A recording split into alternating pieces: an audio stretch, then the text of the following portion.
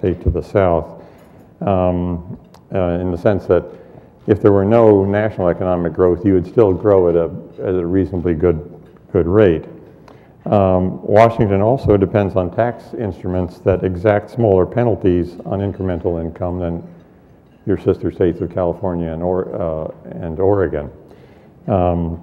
This makes the place an attractive place to add incremental capacity, staffing, and so forth, generate incremental profit, and venture capital folks and both the venture capitalist funds and the venture capitalists themselves, who depend on back-end exit strategies, carried interest, and capital gains at the end of the day, enjoy being in Washington, I'm sure, because, for example, Oregon taxes capital gains as ordinary income, in contrast.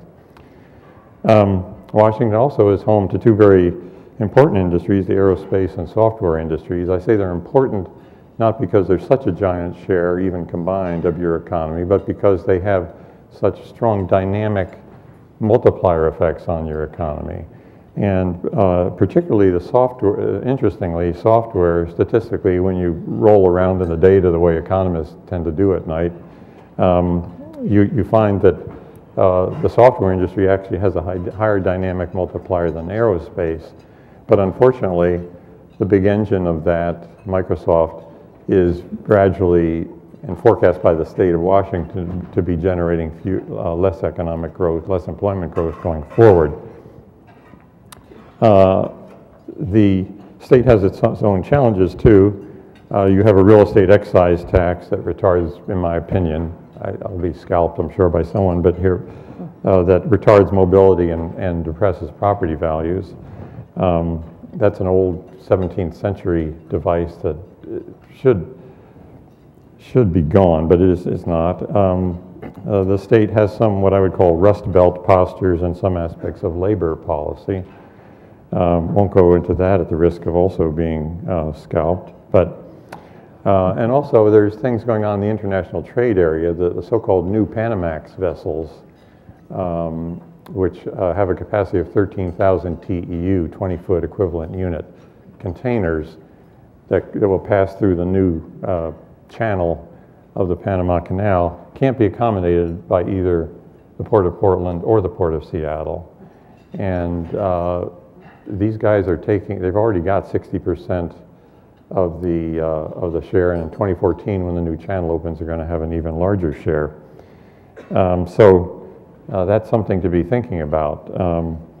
And also, virtues can quickly turn to vices, as I've already mentioned. If key industries misfire or wane instead of wax, I've already mentioned Microsoft, and as you all know, Boeing's having its own particular problems at the moment with the 787.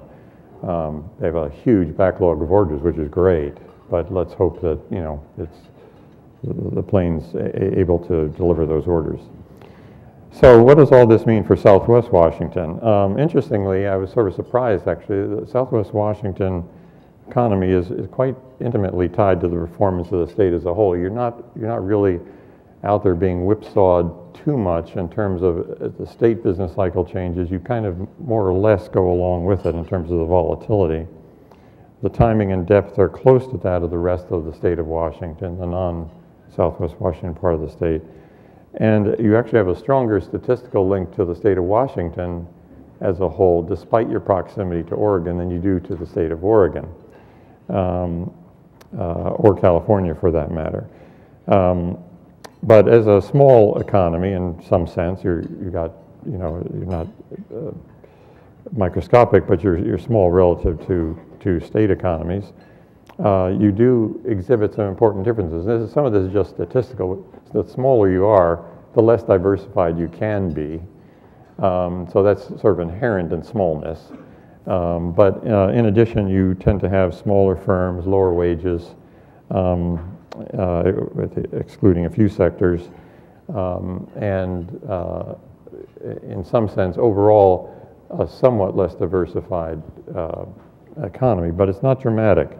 There's just different sector differentiation with higher construction, manufacturing, wholesale trade, retail trade, healthcare, and a few others, while others are are less, less prominent, less than average prominence. Then you've got the border state issue, pros and cons there. The pros are that bordering Oregon with its high income tax, we've done everything possible to help your economy in the last decade or so, is a strong inducement vis-a-vis Oregon to location of growing firms, entrepreneurs, entrepreneurship, and venture capital fund activity. As a matter of fact, you have 3 times the amount of venture capital activity going on in this state than you do just by virtue of being twice the size, a little bit less than twice the size of Oregon. I think you'll be able to take advantage of growing telecommutation phenomenon because folks can be working in Portland, as actually some of our employees do, but actually working from home and therefore taxed, or they're actually not taxed in the state of Washington while working for Oregon Corporation. So that's going to be a shift factor that's going to be to your advantage. You attract, you're a net importer of a very important commodity, high-income migrants. And that's also a tax effect and stands out significantly, especially for Oregon and California. Or, as you know, California is losing 300,000 people a year. They're exporting 300,000 people a year, and you can be pretty sure they're not people who are unproductive. In some senses also, the relative underdevelopment of the area is a virtue in comparison with the Puget Sound, because there's more sites, less bureaucracy, less hoops to jump through, and plenty of attractive housing and opportunities for further development of housing. And that's in sharp contrast to the Puget Sound region, where everything requires about 1,000 permits and a couple of hundred years of pleading. The cons of being a border state are, of course, that Oregon's lack of a sales tax in a way gives you the best of both worlds. No income here, no sales tax if you do what you're not supposed to do and do shopping in Oregon. So it does divert some local retail demand and reduces retail activity in Southwest Washington. But I think it reduces more the complexion than employment, really, because when I look at the statistics, as a share of your total economy, retail isn't that low. It's just that you don't have certain aspects of retail employment, particularly the more highly compensated forms of employment. Portland's cultural amenities are difficult to replicate in a smaller locality like Southwest Washington. Although this is going to be buffered going into the future, as all of us are sitting in our theater rooms with 18,000-foot televisions that we're watching and getting our entertainment and culture electronically. And firms with low profiles from superior corporate income tax treatment in Washington becomes less relevant if you have a low profile from sales in state. And finally, Oregon competes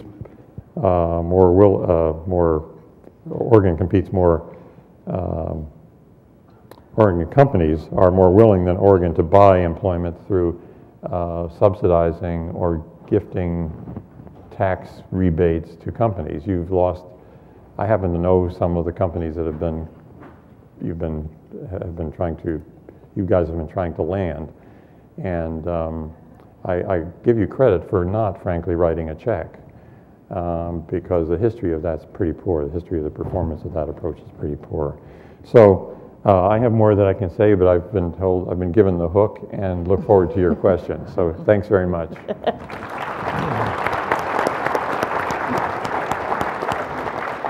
Thanks, Randy. I took a whole bunch of notes of questions to get back to you. You probably did too, so write some of those questions down and let's get them up here.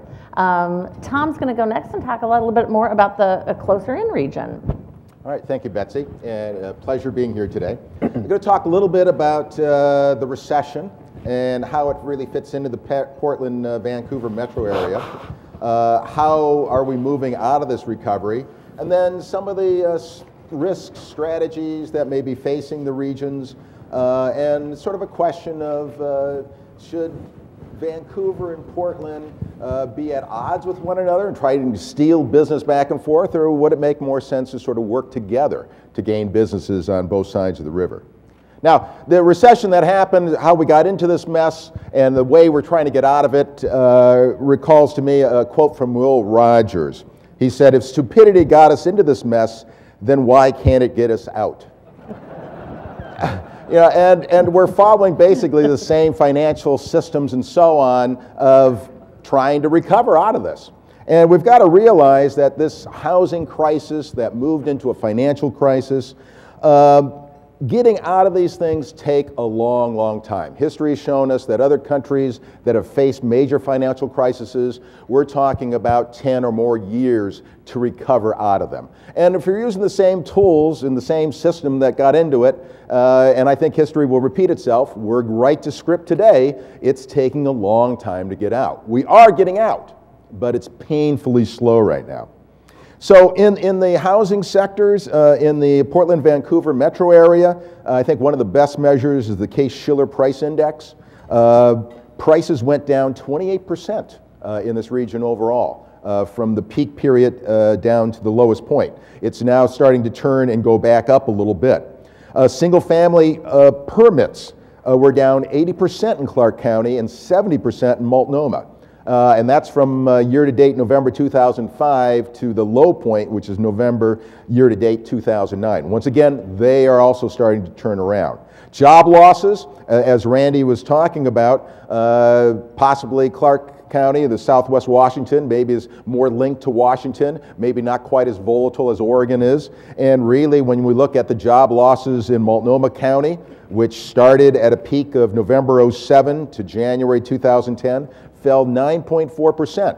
In Clark County, interestingly enough, the same peak was November 07 for jobs, and February 2010 was a low point, only a month difference than Multnomah County, but rather than falling the same amount, 9.4% for Multnomah, it was only 7.5%. I mean, a little consolence that, you didn't lose as many jobs as Multnomah County, but still the aspect here, it's not quite as volatile.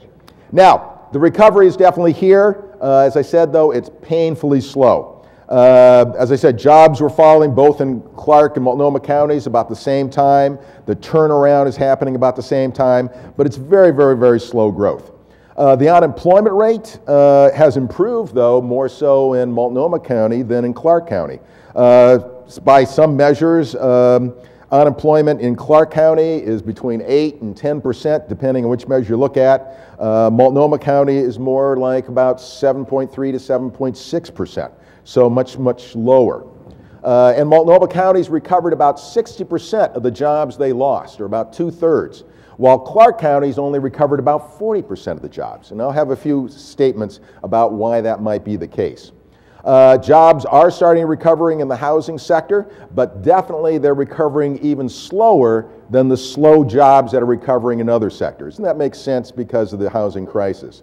Health services, as also Randy mentioned, for both counties have tended to move upwards. They didn't seem to get the memo that there was a recession, and they're continuing to improve over time. Now, exports for the areas. This is one area that's really come back a bit faster than a lot of other sectors.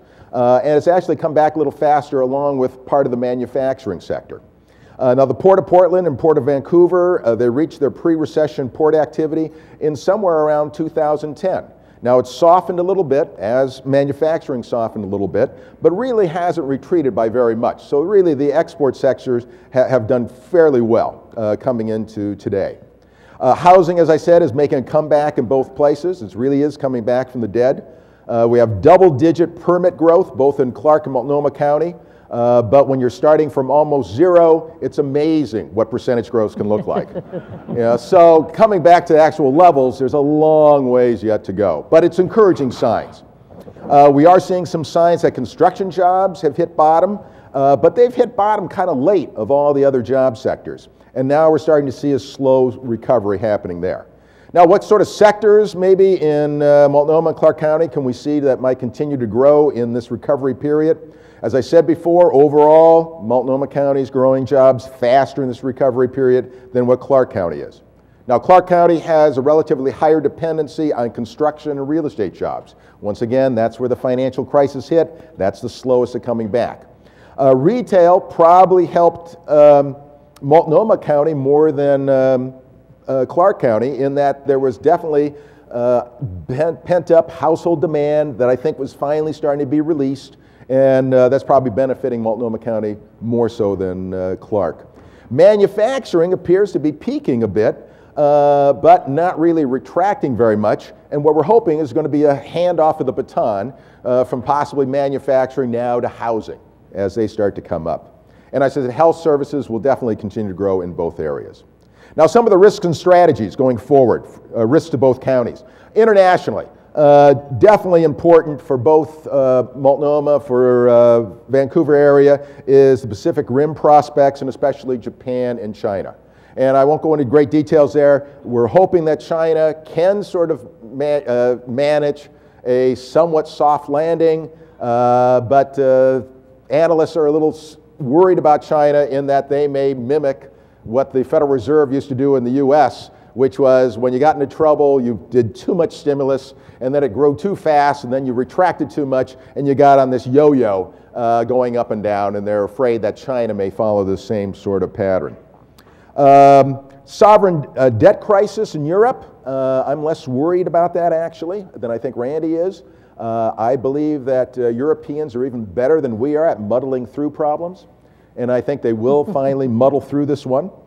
The worry is that we don't have such a direct trade relationship in our region here to the European Union area, but China and Japan do, and you have the indirect hit that if they are falling further into recession in Europe, Japan and China, their exports will suffer to that area, thus they aren't going to import as much from us either.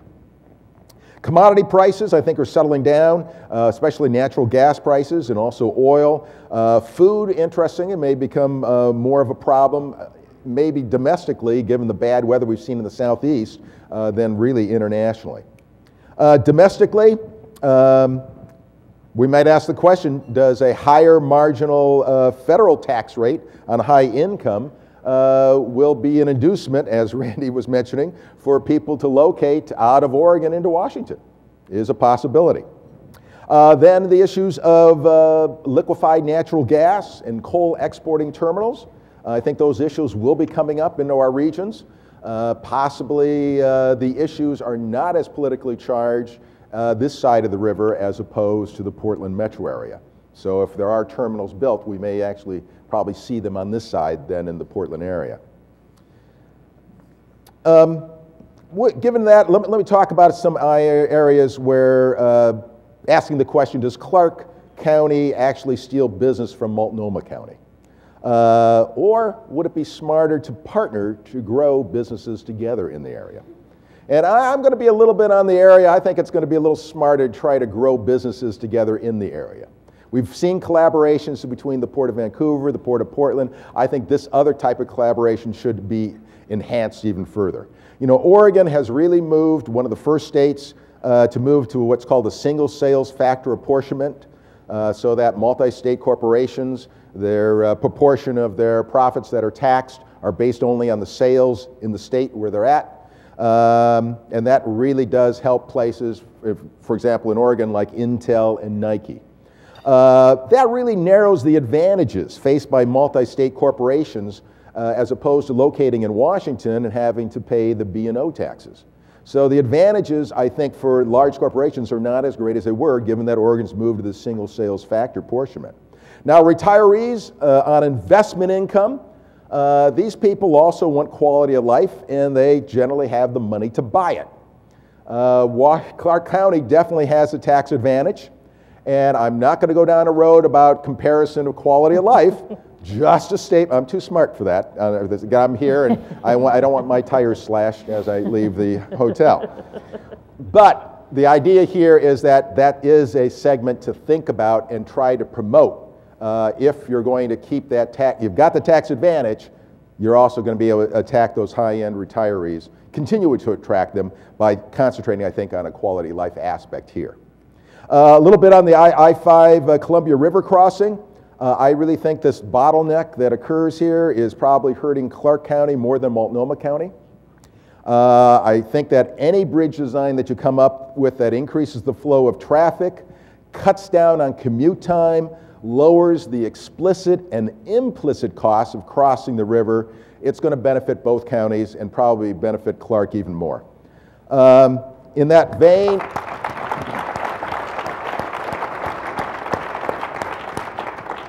you know, I think it's a mistake that your new congressional representative is against light rail track over the bridge into Vancouver.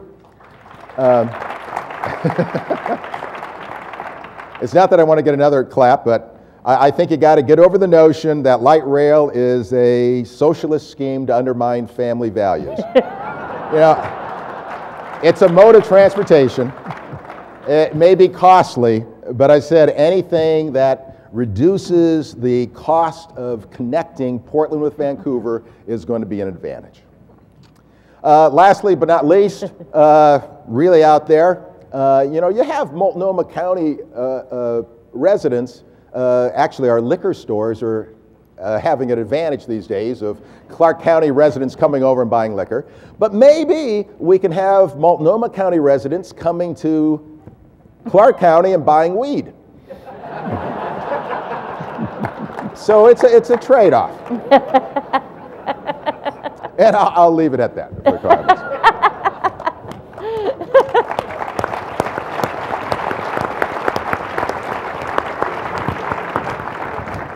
All right, friends, both of our guests from Oregon have expressed fears about being scalped or their tires slashed. So let's be a little bit kind on their way out and make sure that they'll come back if they can get across the river. There's a reason this meeting isn't held at 4 o'clock in the afternoon. Scott, you're on. Good. I think I'm going to stand up. These chairs are a little too comfortable. I want to sleep here. I'm here to provide a bit of a different perspective. I actually studied econ undergrad, and I'll never forget the dismal science. Tried to get away from it, but I thought that was a very good perspective, and I'm going to try to provide more of a sort of anecdotal perspective on what we've done as a company and what I see. Talk about 3 topics. One, just give you a better overview of Enlight and what we're doing and our history. Talk a little bit about the opportunities that I see, and then finally wrap it up with a specific area where I think we can all help in the area of education. So just quickly, a little bit more of the sort of case study of Enlight. I started Enlight in the year 2000 in Seattle. We started in at the Fab at the University of Washington. We were in an incubator there, started the company, raised a bunch of venture capital, but we moved here because of the semiconductor cluster here. And that move was a great one. This has been a great place to grow a company. And I'm happy to report, I think Randy mentioned that subsidies generally haven't paid out over time. We didn't receive a single subsidy to be here.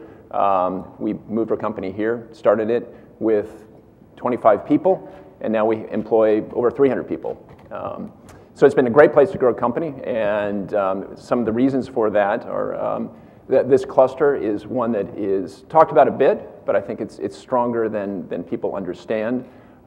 It's a great place to build a company. In the Bay Area, for example, I think it's much easier to actually get a company started.